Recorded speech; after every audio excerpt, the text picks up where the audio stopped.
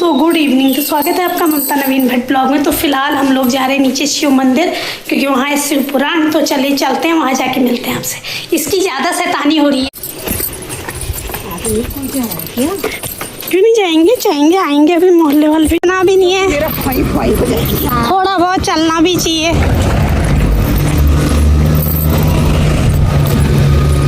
मैंने 4 किलोमीटर चढ़ना, 4 किलोमीटर उतरना, 8 किलोमीटर चढ़ी मैं। निकल लेते हैं। धूप लगता है, अच्छा है। जान लग गई विश्वनाथ को, पीछे से आ रहे हैं, मैं आगे। तो फिलहाल ये नारी निकेतन के नीचे पहुँचे हैं, तो चलते हैं धीरे धीरे नीचे को। चलो भगवान जी परीक्षा लेते हैं, कितना चल सकती है ये। कितनी ताकत है तुम्हारे अंदर। ताकत है, ऐसा मरे हैं देखो, चल नहीं पाई मैं। हाँ, मर गए इसके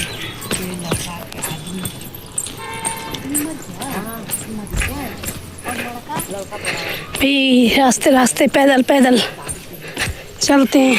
नाक फनी की तो हो रहा है यहाँ।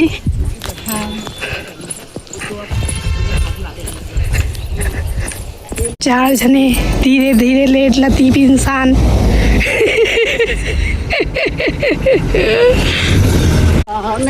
तो भाई पहुंच गए हम लोग मंदिर के जस्ट थोड़ा ऊपर पहुंच चुके हैं। पहुंच जाते हैं अभी थोड़ी देर में मंदिर में। तभी तो जाते हैं, तभी तो झपकने लगती है। यहाँ तो आना नहीं चाहिए, तो जाते हैं। हाँ जाते हैं जी मंदिर के वहाँ पे। आप दुकान में जा रहे हो क्या?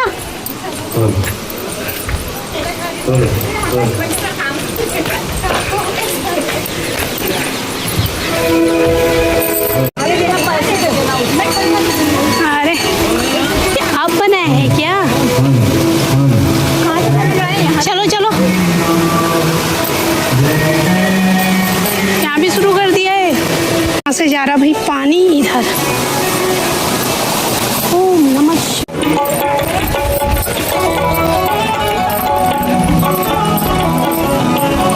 यहीं पे खोल दो चप्पल है। आ जाओ।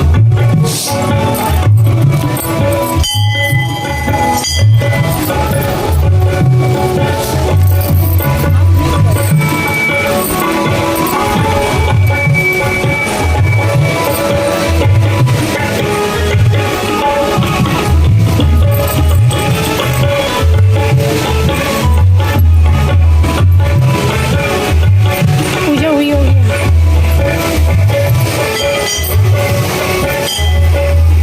जय हो बाबा विश्वनाथ। आओ। हाँ क्या? हाँ कह तो रही, यहाँ भी शुरू हो गया करके। ये हर बार आते हमने गौर नहीं करा ना। यहाँ आँख है देखो, और गौर करो। आँख है यहाँ पे, शिव जी की आँख है। आ जाओ चले। हाँ, मंदिर में चलो। हाँ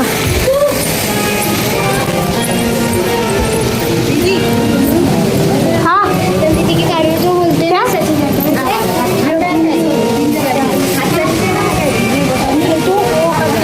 कुछ ऐसा करके जी क्या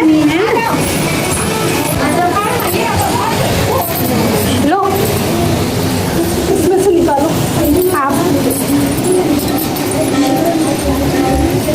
जय हो बाबा भोलेनाथ।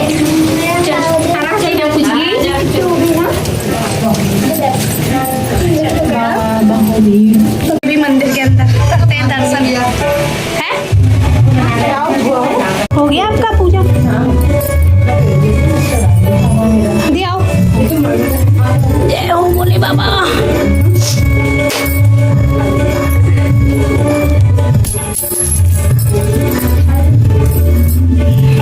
लो तेल दो, खोलो।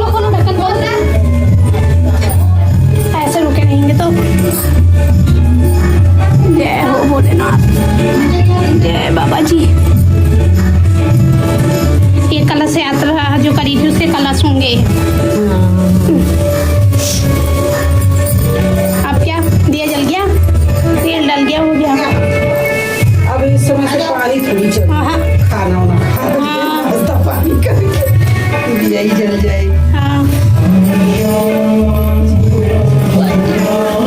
हाय काम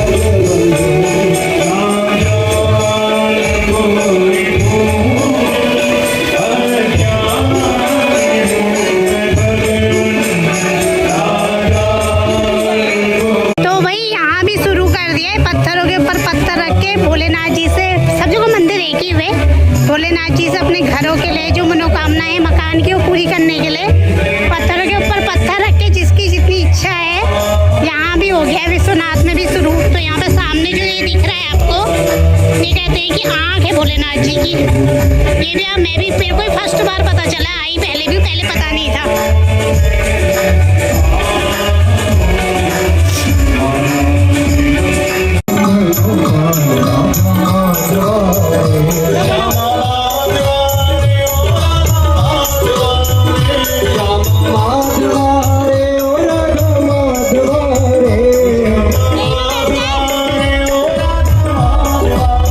ओ श्यामा माधवा रे ओ राधा माधवा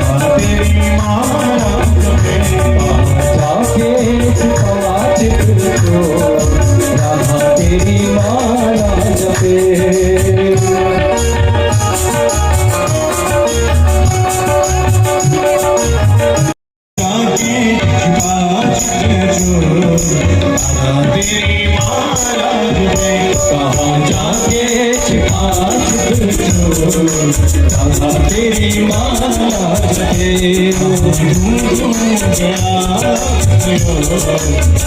तेरी माला जपे कहाँ ढूंढू गया किस ओर राधा तेरी माला जपे जाने जुबान राधा तेरी माला जपे कहाँ ढूंढू गया किस ओर राधा तेरी माला जपे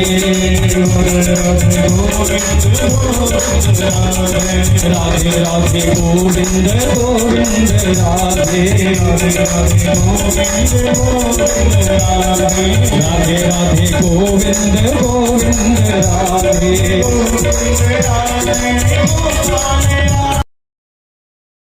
अध्यात्मदीपमतेन सतां तमोन्नं संसारिणां करुणया पुराणवीयं तं व्याससूनुमभयामि गुरुं मुनीनाम् ॐ नमो धर्माय महते कृष्णाय वेदसे ब्राह्मणेभ्यो नमस्कृत्य धर्मान् वक्षेतन सनातनः भूर्भुवः व्यासाय नमः सर्वोपचारार्थे गन्धाभिषेकान् समर्पयामि प्रार्थनां नमस्कारात्मने क्लेशनाशाय गोविन्दाय नमो नमः प्रार्थना नमस्कारान् समर्पयामि सर्वोपचारार्थे गन्धाभिषेकान् समर्पयामि अग्रे आराधिक्यं सभी लोग आरती के लिए यथास्थान खड़े हो जाएंगे ओम ज्वाला मालिन्ये नमः सूर्ये नमः सर्वोपचारार्थे गन्धाभिषेकान् श्रोत्राद्वाय प्राण से मुखाद न जाएगा ओम निकटं हविः प्रतिमनते अस्तवेरं दुर्भगासा पुनः इसलिए अपने पति से कभी दूर नहीं रहना चाहिए और जो अपने पति को छोड़कर अन्य पुरुष को देखती है वो अगले जन्म में काणी हो जाती है। मैं नहीं कह रहा हूँ, ये शास्त्र कह रहा है और जब शास्त्र कह रहा है तो हमें कहने में लज्जा नहीं। हम गुरु के पद पर बैठे हैं। व्यासपीठ ऐसी पीठ है जहाँ से आप लोगों को शिक्षा मिलती है और यदि इन बातों को हम बचा जाएंगे तो ये पाप किसको लगेगा? हमको। इसलिए हम पाप के भागीदार नहीं बनना चाहते। इसलिए जीवहीनो यथा देह क्षणादशु सुचिता ब्रजे। जिस प्रकार जीव के हीन होने पर शरीर से प्राण निकल जाने पर प्राण अशुद्ध हो जाए, शरीर अशुद्ध हो जाता है, उसी प्रकार से जब स्वामी पति जब चला जाता है तो पत्नी भी अशुद्ध के समान हो जाती है। इसलिए उस स्त्री से पूछो जिसका पति नहीं है वो किस अवस्था में अपने जीवन को बिताती है। इसलिए वो अपवित्र बनी रहती है। इसलिए जब तक पति है उसका सम्मान करो और जब तक पत्नी है पति को चाहिए कि उसका सम्मान करें। भाव से करिए शंकर भगवान की साधन्या जननी लोके सधन्यो। कौन है? जोर से कहिए। पतिव्रता नारी सेवते या पतिं प्रेम परमेश्वर वचीचिवे इह भुक्ताखिलान् भोगान् नन्ते पत्या शिवां। हे शिवे, हे पार्वती, जो स्त्री अपने पति की परमेश्वर के समान सेवा करती है वह अनेक प्रकार के भोगों को भोग करके अंत में पति के साथ ही उत्तम गति को प्राप्त होती है।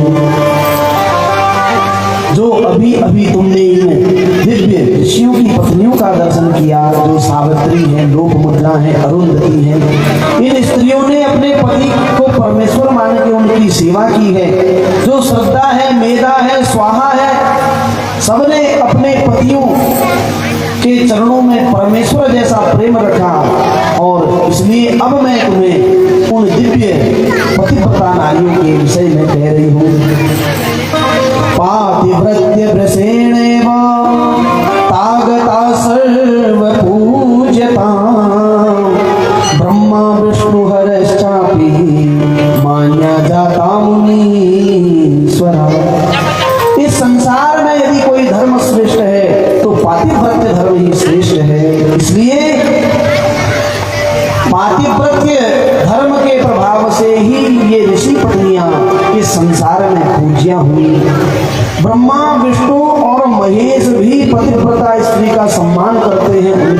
पूजा करते हैं और उन स्त्रियों का नित्य स्मरण करते हैं।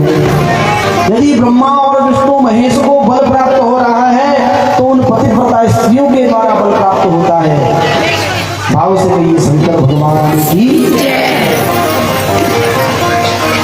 जो बड़े बड़े मुनि हैं, बड़े बड़े तपस्वी हैं, वो भी पतिव्रता स्त्री का सम्मान करते हैं।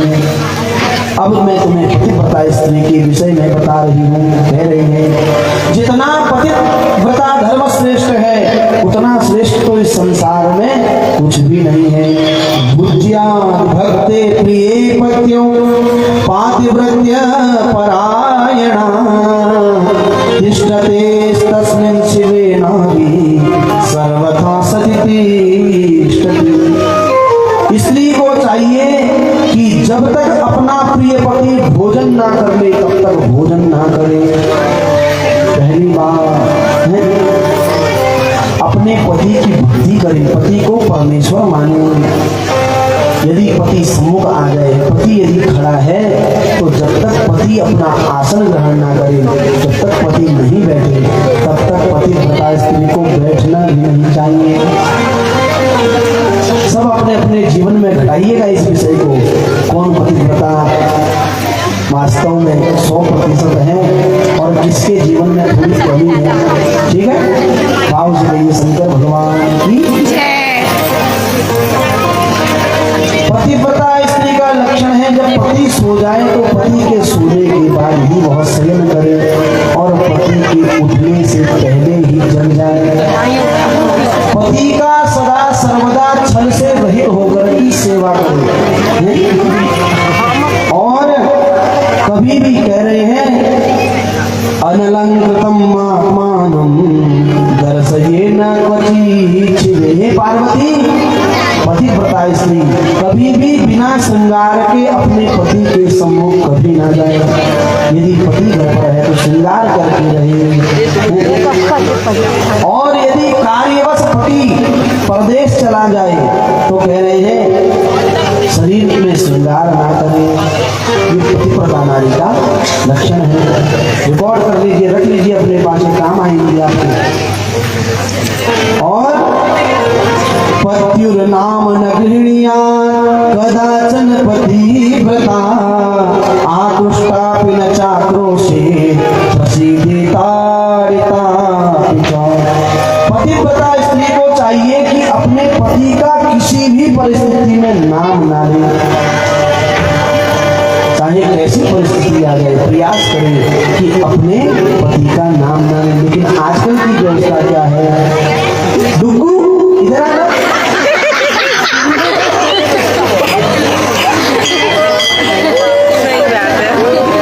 क्या ये पतिव्रता के लक्षण हो सकते हैं? माताओं बहनों, जीवन में सब कुछ हो जाए, कोई भी व्रत ना लो, एक भी व्रत ना लो, ना सोमवार का, ना मंगलवार का, बुधवार का, गुरुवार, कोई भी पर्व में व्रत मत लो, लेकिन एक व्रत का पालन ठीक प्रकार से कर लो। देख लीजिएगा आपकी संतान इतनी उत्तम हो जाएगी। जिस माता के जीवन में पतिव्रता धर्म है उसकी संतान का दर्शन करके देखिए,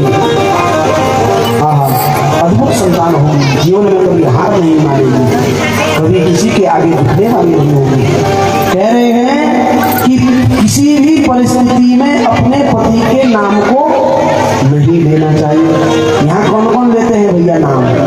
नाम लेने वाले तो हैं, जो हमारी बुजुर्ग माताएं हैं वो तो नहीं लेती हैं, लेकिन मैं अपनी दृष्टि से पहचान पा रहा हूँ कौन नाम लेते हैं। भाव से कहिए शंकर भगवान की। इसलिए जो लेता भी है तो आज से संकल्प करे इस कथा पांडाल में बैठकर चाहे कुछ भी हो जाए, पति का नाम मगर कहीं बताना, जोर से कहिए पति का नाम। नहीं, पीछे वाले उनकी आवाज नहीं आ रही है, आ रही है आवाज आपके पास? हाथ खड़ा कीजिए, कौन कौन नहीं लेगा नाम ऐसे? डुगू आजा करके कोई नहीं बोलना, ठीक है? मतलब नाम है, हमने सुना है डुगू नाम, तो ये भी स्मरण में आया। तो पहली बात तो ये, और चाहे कुछ भी हो जाए कभी भी क्रोध पूर्वक अपने पति से निष्ठुर वचन नहीं कहना चाहिए। पतिव्रता का लक्षण है। हन्यतामिति च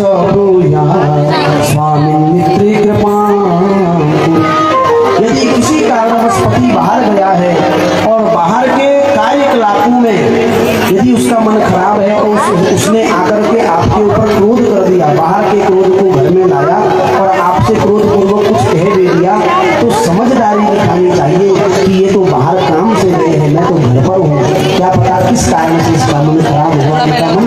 इसलिए उनसे यदि वो क्रोध भी करे तो शांत हो जाए, थोड़ा किनारे हो जाए। और आहूता गृह कार्याणि त्यक्त्वा गच्छेत् तदन्तिकम्। यदि पति घर पे आ जाए और यदि माताओं का काम पूरा नहीं भी हुआ है तो पति के आते हुए ये नहीं कि बर्तन मांजने में लगे रहो, नहीं, बोले उस काम को छोड़कर तुरंत पति के सम्मुख उपस्थित हो जाएं, उन्हें जलपान कराएं, शीघ्रता से सबसे पहले उन्हें प्रणाम करें। कौन कौन करता है भाई प्रणाम? करते हैं कि नहीं करते? बहुत सारे लोग शर्माते हैं, नहीं क्या प्रणाम करना नहीं माताओं। यदि आप अपने पति की आयु चाहते हैं तो नित्य अपने पति को प्रणाम करना चाहिए, पति को देवता के समान समझना चाहिए, है ना। और कह रहे हैं हाथ जोड़कर जो है मैं प्रणाम करें। और पति यदि घर पर आ गया, उसने आपको बुला दिया तो पूछना चाहिए कि आपने हमें क्यों बुलाया है, आज्ञा दीजिए, क्या हंसना नहीं, ये बात मैं नहीं कह रहा हूँ, ये बात है पार्वती मैया को शिक्षा दे रही है ब्राह्मण पत्नियां। और कह रहे हैं चिरम तिष्ठे न च द्वारे गच्छेनेव परायणे। बहुत देर तक घर के दरवाजे पर स्त्री को खड़ा नहीं रहना चाहिए जो पतिव्रता स्त्री है, और दूसरों के घर में भी नहीं जाना चाहिए। किसी का भेद सुनकर के अरे देखो मैं घर में से बाहर चलने जरा सुन रहे हो, जो पतिव्रता स्त्री है जो अपना कल्याण चाहती है उसे ऐसा भी कभी नहीं करना चाहिए। और किसी की बात यदि सुन भी ली तो सबके सामने उसको उजागर नहीं करना चाहिए। पति के बिना कहे ही पति के सामने पूजा की सामग्री एकत्रित करके रखे और अपने पति से कहे महाराज अब पूजन करो। पत्नी कौन है जो अपने पति को पतन से बचाए? ये भी ठीक है, जो पत्नी कहते हैं उसे जो अपने पति का पतन ना होने दे, उसको देव मार्ग में लगाए, धर्म पत्नी धर्म में लगाए, उसे कहते हैं धर्म पत्नी। इसलिए पति कहे ना कहे पति से यदि आज ये धर्म बचा है, अगर यदि आपने अपने पतियों से कहा होता चलो जी वहाँ शिव पुराण हो रहा है, चलो जबरदस्ती उनको पकड़ करके ला दे, तो आज जिस प्रकार आज के यजमान परिवार हमारे चौहान जी अपनी पत्नी के सहित बैठे हैं, तो आप भी अपने अपने पतियों के सहित यहाँ पर बैठ करके कथा सुनते हैं। और इस कथा का फल जो आपको 50% मिलना है वो आपको 101% प्राप्त होता है। भाव से शंकर भगवान। इसलिए अपने पति को पूजन की सामग्री दें और कहें महाराज पूजा नहीं भी करने वाला है, नास्तिक ही क्यों ना है, उसको आस्तिक बनवाइए, कहिए पूजा करो। और कह रहे हैं न गच्छे तीर्थ यात्रां वै पत्यायां न बिना क्वचि दूरतो वर्जयेत्साहि समाजोत्सव दर्शन। पति की आज्ञा के बिना कभी भी तीर्थ यात्रा में नहीं जाना चाहिए। यदि पति आज्ञा देंगे कि हाँ देवी मैं नहीं भी आ रहा हूँ तुम चली जाओ, तब जाना चाहिए, अन्यथा जिद नहीं करनी चाहिए तुम ऊँचा आओ नहीं तो मेरे को जाना चाहिए। और कह रहे हैं एक बहुत बड़ी बात कही है, परसों शायद हमारे वो क्या नाम है हमारे राजू ने की भैया भी अपनी पत्नी से कह रही थे बात, तो उस समय सब विरोध में हंस रहे थे, लेकिन यहाँ शिव पुराण में आया है तीर्थाथिनी तुया नारी पतिपादोदकं पिबेत् तस्मिन् सर्वाणि तीर्थानि क्षेत्राणि च न संशयः। यदि तीर्थ यात्रा की इच्छा है तो उस पत्नी को चाहिए अपने पति के चरणों को धुल के ही पी ले, उसी से उसे तीर्थ यात्रा का फल प्राप्त हो जाएगा। एक बार नेगी जी के लिए जोरदार तालियां बजा देंगे। वाह, उनकी धर्म पत्नी जी बैठी हैं, हमारे सम्मुख बैठी हैं, तो परसों हमारे सम्मुख बैठे थे तो कुछ बात आई तो उन्होंने कहा तुम दिन में 3 बार हमारे चरणों को धोकर के किए, तो वो बात यहाँ पर वास्तव में घटित हो हो रही है। ब्राह्मण पत्नियां कह रही हैं कि हे पार्वती, यदि तुम्हें कभी तीर्थ यात्रा जाने का मन हो और नहीं जा पा रही हो तो अपने पति के चरणोदक का ही पान कर लेना श्रेयस्कर है। क्यों? तस्मिन् सर्वाणि तीर्थानि, सभी तीर्थ पत्नी के लिए पति के चरणों में आकर के ही विराजमान हो जाते हैं। बोलिए शंकर भगवान। पति भोजन करे तो पति का उच्छिष्ट भोजन भी कर लेना चाहिए। और बोले अब कई लोग कहते हैं जूठा नहीं खाना चाहिए, लेकिन पति का यदि प्रसाद बच जाए तो उसे प्रसाद समझ करके ग्रहण कर लेना चाहिए। बोलिए शंकर भगवान की। और कह रहे हैं अविद्या न चानीया देव पित्र स्थिति स्वपी। पतिव्रता स्त्री को चाहिए कि देवताओं के लिए, पितरों के लिए अतिथि सेवक गौ को अन्न दिए बगैर स्वयं भोजन नहीं करना चाहिए। किसको? देवताओं को भोग लगाए बिना, पितरों को निवेदित किए बिना, अतिथियों को भोजन कराए बिना, गौ को गौग्रास दिए बिना, कोई सेवक है घर में काम करने वाला तो उसको दिए बिना भोजन भी नहीं करना चाहिए। बहुत पतिव्रता धर्म के अनुसार चलना अर्थात तलवार की धार पर चलना है। भाव से शंकर भगवान। इतना ही नहीं, संयतोपस्करा दक्षा दृष्टाव्ये परामुखी भवेत् सा सर्वदा देवी पतिव्रत परायणा। घर की सामग्री को ठीक ठीक प्रकार से घर में रखे, व्यवस्थित करके रखे। ये नहीं कि कंबल एक तरफ है और तकिया एक तरफ है, ऐसा नहीं। बिल्कुल सुसज्जित तरीके से घर में सभी सामग्री को रखें और सावधान रहें, ज्यादा खर्चा भी घर में ना करें। इस प्रकार पतिव्रता धर्म का पालन करें। एक बात बहुत अच्छी और आई, बहुत सारी माताएं कहती है अरे हमारे तो आज मंगलवार का व्रत है। कोई कहता है अरे आज परसों एकादशी थी, फिर प्रदोष भी ले लिया, फिर जो है पूर्णिमासी भी ले ली। तो लेकिन यहाँ कह रहे हैं कुर्याद पत्य ननुज्ञाता नोपवास व्रतादिकम् अन्यथा तत्फलम नास्ति परत्रम नरकम व्रजेत्। अपने मन से पतिव्रता स्त्री को व्रत भी नहीं लेना चाहिए। यदि व्रत ले रही है पति से पूछ करके भी व्रत ले, पति ने कहा कि हाँ व्रत ले, तब व्रत लेना चाहिए। अन्यथा व्रत यदि लेगी तो वो नरक में अवश्य गिर जाएगी। हंसना नहीं है माताओं बहनों, पीछे हमारी बहनें बैठी वो हंस भी रही, हंसना नहीं है।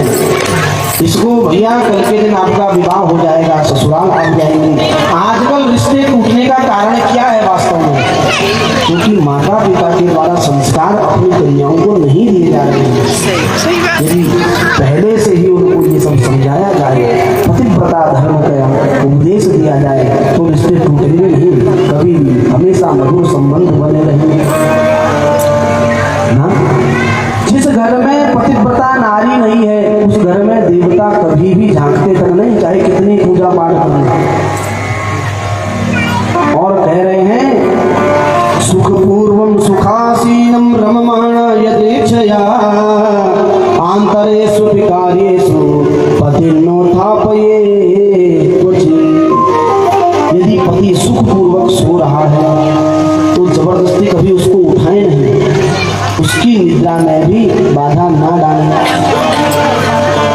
और स्त्री धर्मिणी त्रिरात्रम चौस्वमुखम नैव दर्शयेत् क्लीबं वा दुरवस्थं वा व्याधितं वृद्धमेव च सुखितं दुःखितं वापि पतिमेकं न लङ्घयेत्।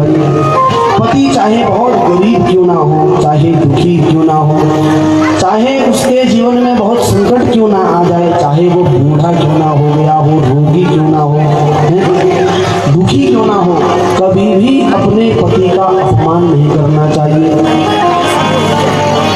चाहे निर्धन हो, चाहे रोगी हो, वृद्ध हो, जड़ हो, मूर्ख हो, एक बार जिसके साथ विवाह हो गया उसे ही अपना सर्वस्व समर्पण कर देना चाहिए। कह रहे हैं ऐसे स्त्री के ऊपर भगवान कृपा करते हैं, चाहे कितना ही दुख क्यों ना आ जाए उस पति के साथ में, उसी के साथ रह करके अपने जीवन का निर्वाह करना चाहिए। जो स्त्री ऐसा नहीं करती है वो मरने के बाद दिन रात्रि तक कभी भी अपने पति के सम्मुख ना जाए और चौथे दिन स्नान इत्यादि करके, मतलब कुछ भी वाणी ऐसी ना बोले जो पति को सुनाई नहीं, जोर से ना बोले।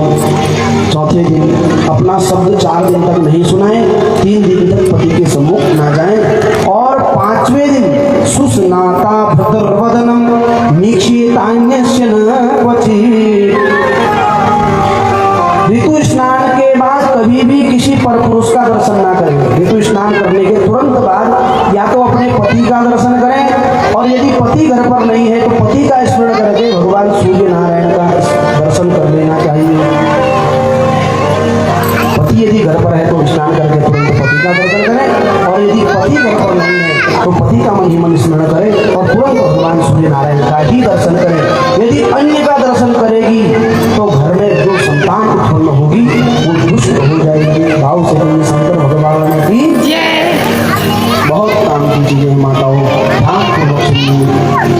और कह रहे हैं हरिद्रा कुंकुमं चैव सिंदूरं कंजलादिकं कूर्पासकं च तांबूल्यं मांगल्यभरणादिकं।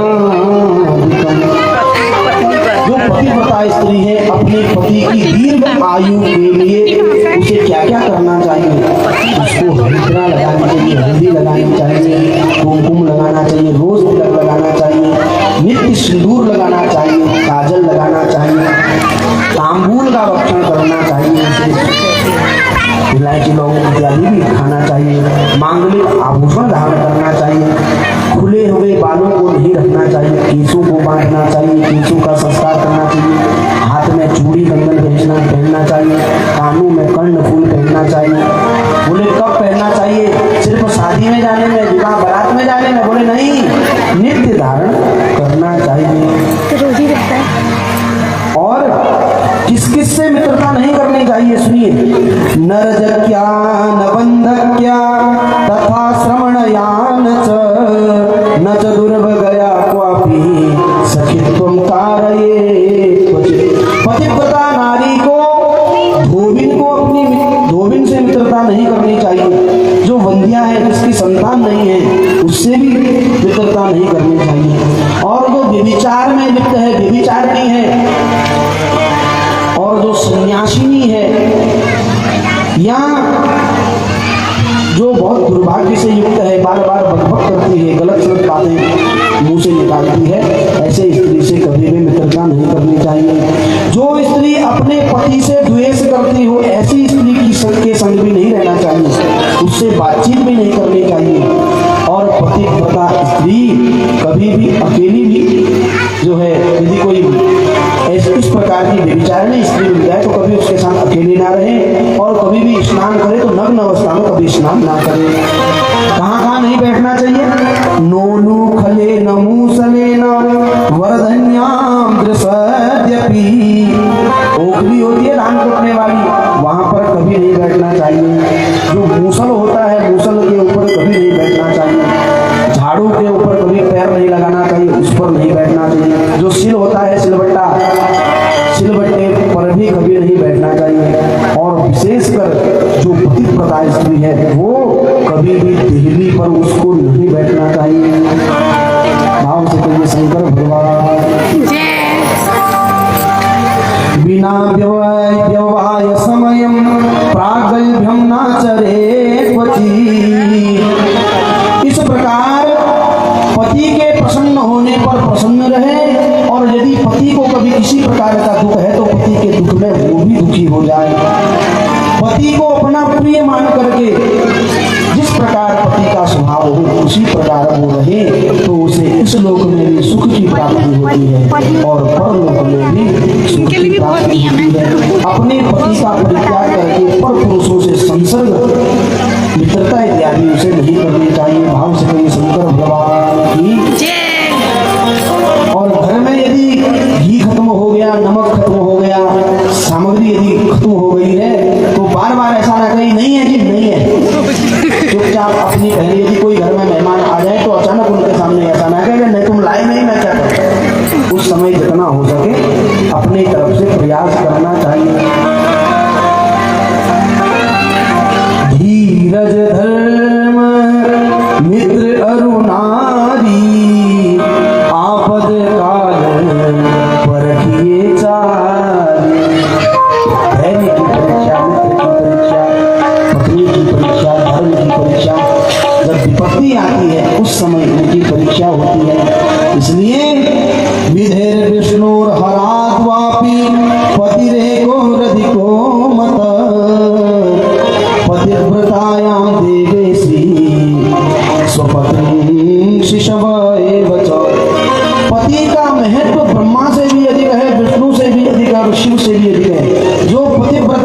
है उसके लिए ब्रह्मा भी कुछ नहीं है, विष्णु भी कुछ नहीं है, शिव भी कुछ नहीं है।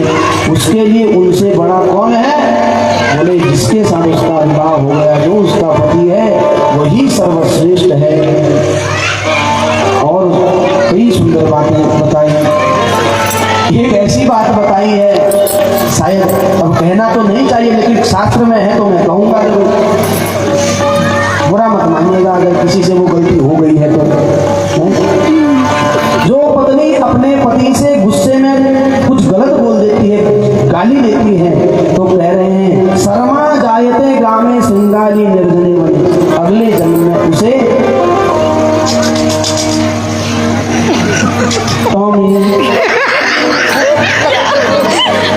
अगले जन्म में बनना पड़ता है।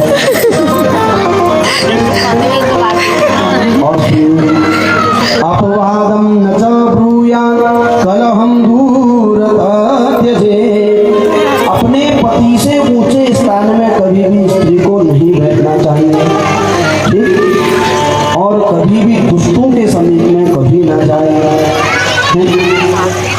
कभी भी पति से मूर्खतापूर्ण वाक्य नहीं करनी चाहिए, जबरदस्ती की मूर्खतापूर्ण प्रश्न नहीं पूछने चाहिए,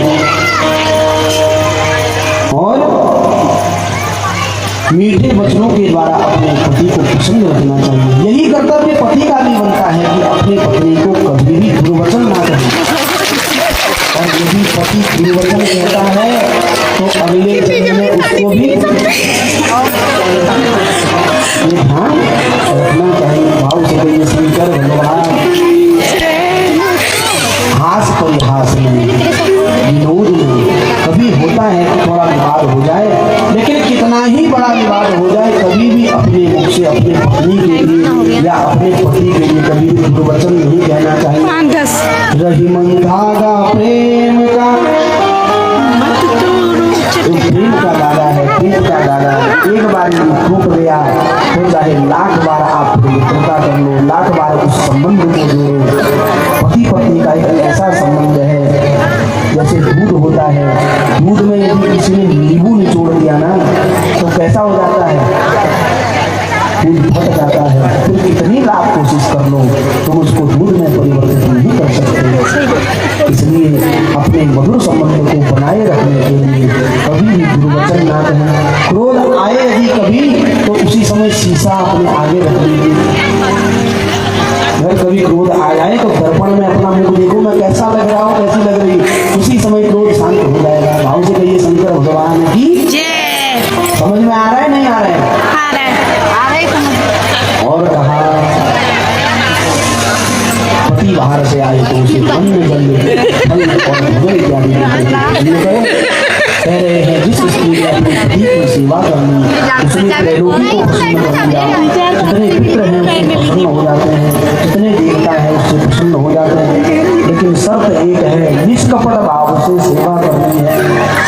यदि किसी के जीवन में कभी दोष बन गया हो गए पति को लेकर के, अपने जीवन में कभी किसी ने अपने पति का परित्याग कर दिया और किसी अन्य पुरुष से मित्रता हो गई या कोई बात हो गई, तो वो इस आख्यान को सुनने के बाद अपना प्रायश्चित करे कि मुझसे गलती हो गई और ऋषि पंचमी का व्रत करें। ऋषि पंचमी के व्रत को धारण करें और ऋषि पंचमी के व्रत को धारण करने पर प्रायश्चित करें और पुनः अपने पति की पूजा में तत्पर हो जाए, पति की सेवा में तत्पर हो जाए। बोलिए शंकर भगवान की।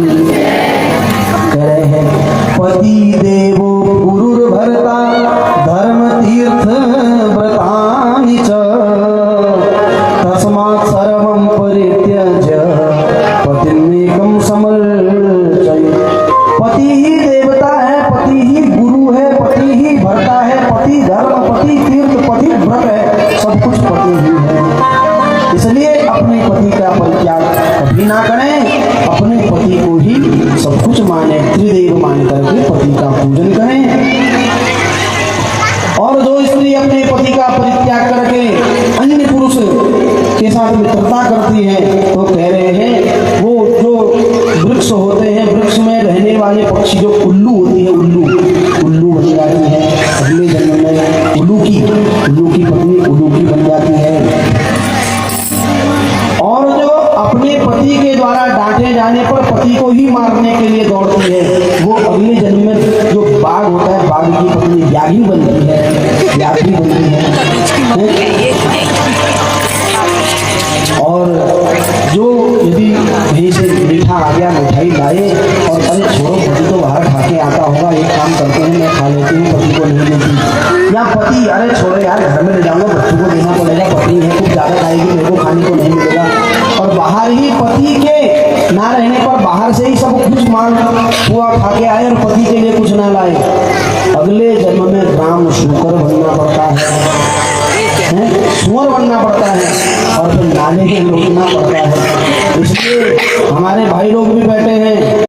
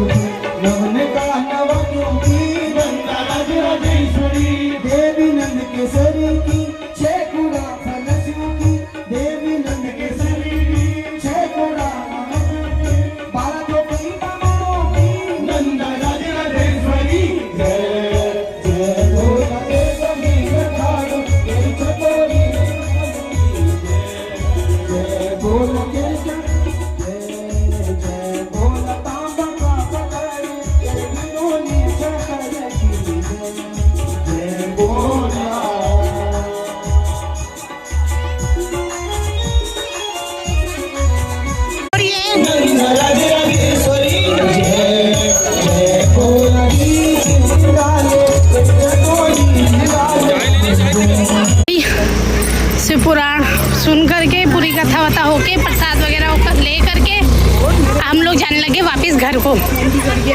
नदी नीचे बह रही है, दिखाते हैं आपको। चलिए चलते हैं यहाँ से सीधे वापस घर, जाके मिलते हैं आपसे। गाड़ी मिल गई तो गाड़ी में जाएंगे, नहीं तो पैदल पैदल।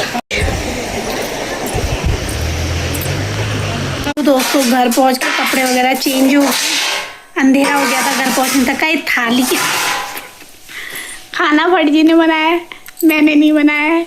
और इधर कटा है सलाद, मूली कटी है, नींबू है, उधर दाल बन गई है और थालियाँ लग चुकी है, मगर फिलहाल अभी चावल रखा हुआ है। तो खाना वाना बनता है, फिर खाते हैं खाना, फिर मिलते हैं आपसे। इतनी मूली डालोगी पे? इतनी